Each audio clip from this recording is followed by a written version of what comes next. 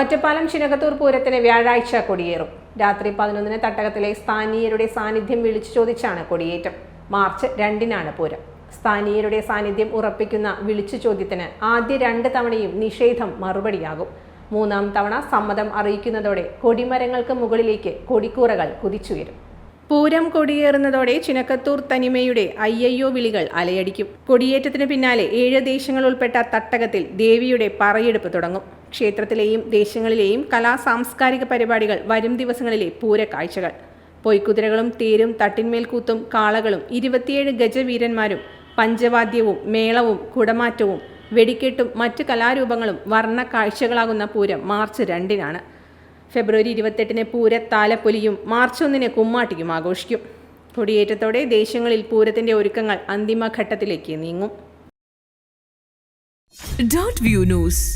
കാഴ്ചകളാണ് ലോകം. കണ്ടു തുടങ്ങുക.